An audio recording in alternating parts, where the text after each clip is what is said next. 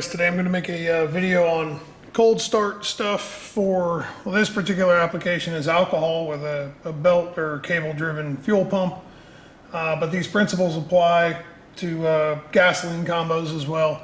So I wanted to show you first, this thing is dead cold. There it is, EGTs are 68, 67, oil temp 65, coolant temp 67. So I just wanted to show you all that this thing's been sitting since last night. But anyway, I'm going to go over the setup just so you all understand. This does not have an electric primer pump. This is a mechanical fuel pump. It is driven off the back of, it's going to be a little hard to see, but zoom in here. That's my oil pump down there. It's an external oil pump. Right there you can see the pulley down there, stock car products. It is driven at half engine speed. So cam driven fuel pumps, you know, on the front of the cam there, they're also driven at half engine speed.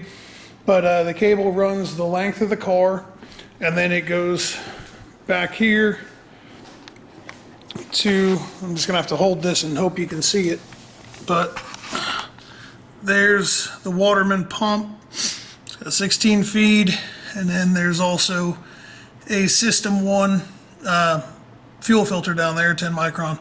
So this has been sitting for 24 hours and has not been started, hasn't been warmed up, nothing. There's zero fuel pressure. Again, we'll go over here and look. Fuel pressure, minus 0.2. So I'm going to fire this thing off, and then I'm going to go into the software and I'm going to show you what I do to make these fire off as quick and easy as I can.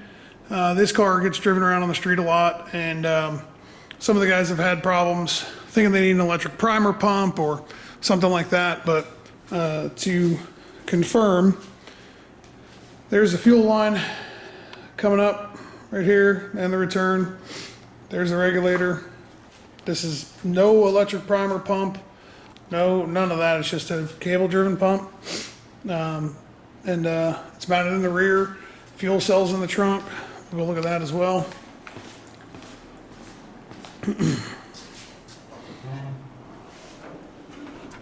There you go. There's the fuel cell.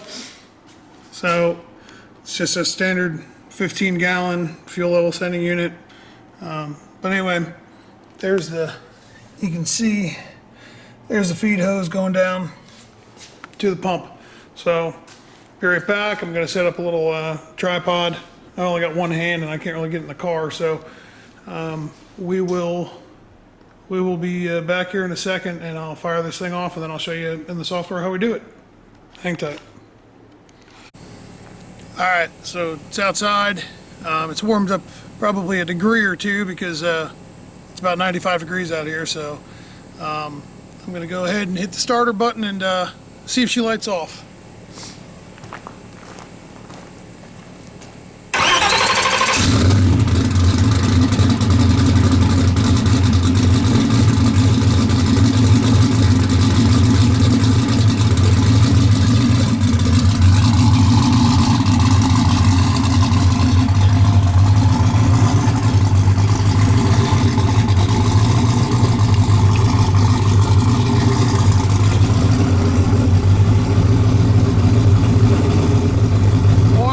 Is 68 degrees, just to show y'all. So coolant temp 70 degrees.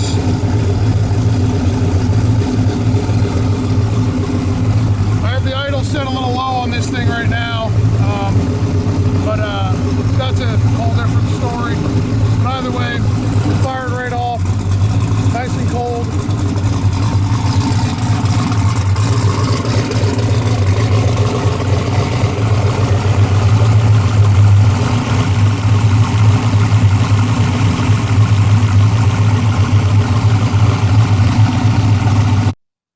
Alright, so the car I just showed you is my personal car, and it has a cable-driven fuel pump. So the fuel pump is underneath the fuel cell in the trunk, and just like every other mechanical pump, they don't build much pressure while cranking, and that's the biggest obstacle that most people have when they try to start up a mechanical pump, alcohol combo.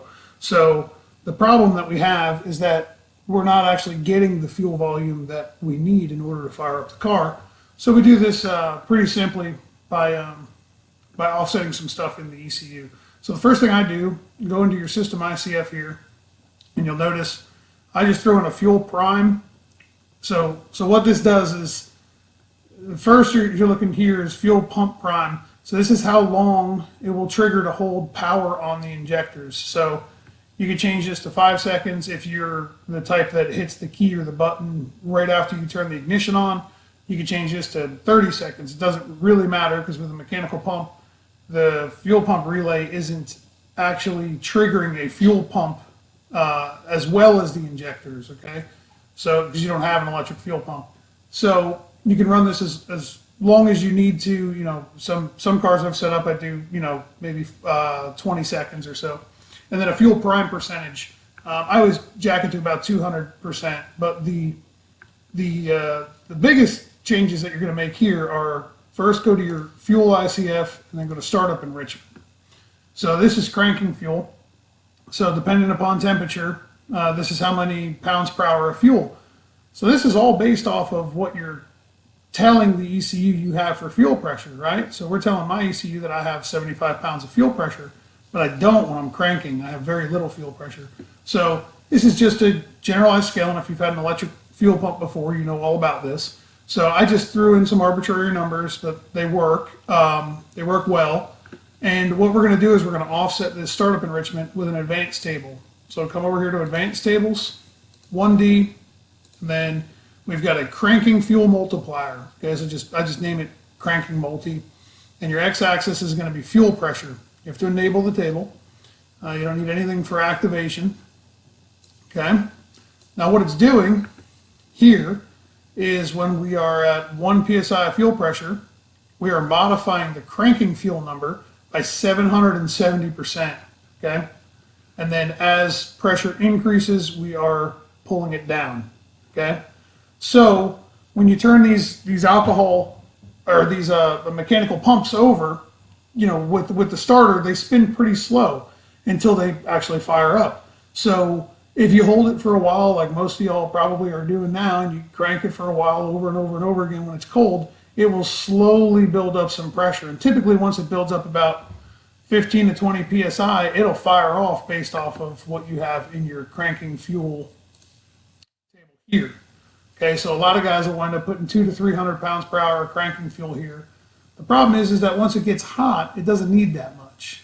Because one, it'll build pressure quicker, and two, it's easier to light it off once it's hot. So I like to use an advanced table like this. And again, I got to preface this with, these are just numbers that I literally threw in here and scaled. As you can tell, I mean, there's not much here that makes, ultimate sense here. But I've been 770 on this one, maybe 850 or 750 on another, or 600 on another. Again, what you want to do is you really want to just try to hang that injector open while you're cranking it, so that if any fuel's getting up into the rails, it's the injector's open and it's getting into the cylinder and it'll fire off. So the reason we drop it down here is, again, as fuel pressure increases, we don't need to modify this cranking fuel as much. So this is how I've done it for a while. It's always worked really well. And again, if you just jack a bunch of startup enrichment in it here, what happens is you get yourself into a position where once it's warm, it winds up coughing trying to start because it's just got too much fuel in it.